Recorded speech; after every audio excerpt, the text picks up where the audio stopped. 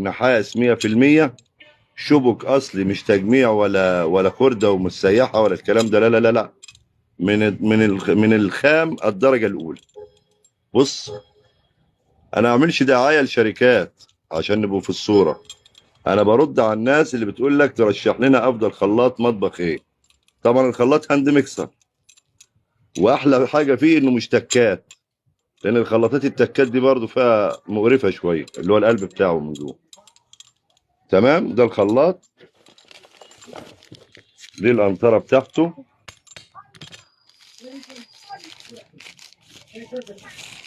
شوف مثل القنطره بتاعته كمان، القنطره بتاعته دي بالنسبه لخلاط المطبخ الحائط. شوف ويركب برضو الحوض الوش الحائط اللي هو خلاطه على الحيطه. شوف البوز بتاعه متحرك، البليه بتاعته بتاعت الفلتر بتاعه عامله ازاي في جميع الاتجاهات، عشان لو الحوض ضيق ترجعه لورا ينزل في النص ما يطرطش، او الحوض بعيد شويه، او عندك حلتين عشان هتودي القنطره على الطرفين الاثنين. طبعا هجمعه لك، واستنى عشان هوريك حاجه معاه تاني، لسه هوريك حاجه معاه.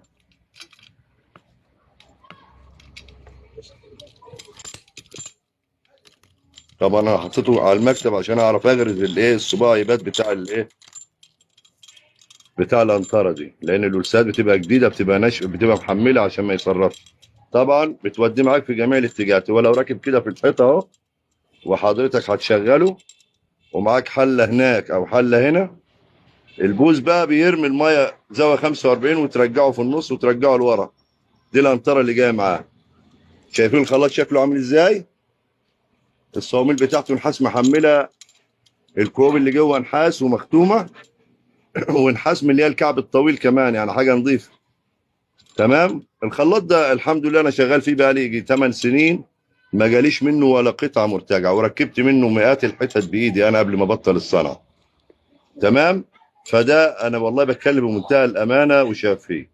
طبعا انا عرضت ليه الخلاط ده، لان بقول لك الخلاط لما يبقى عامل 850 جنيه، علشان هشحنه لك يكلفك 50 جنيه، اما تجيب خلاط ب 850 جنيه زي ده يعتبر انت جايبه ببلاش.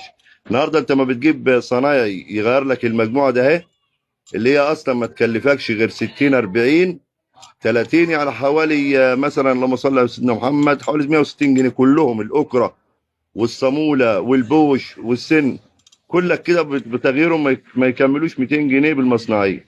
يجي لك صناعي عشان يغير لك جزء واحد منهم يقول لك 300 جنيه. لا ده انا هجيب الخلاط كله على بعض. تمام. ده لو وانا اركبه وانا بايدي. طبعا انا السنتركات بتاعته اهي، اللي هي الوش والسنترك النحاس. بص معايا، اللهم صل على النبي. شوف السنترك النحاس عامل ازاي، شوف السنترك النحاس عامل ازاي، مش حاطينه لك حديد والكلام الفاضي ده، لا لا لا لا لا. شوف النحاس عامل ازاي، بص شوف. وده الوش والوش، وطبعا ايه الجوانين بتوعه اللي بيركبوا في الصامولة عشان لما تيجي تجمعه بعد ما تربط دول في الحائط وتسنطر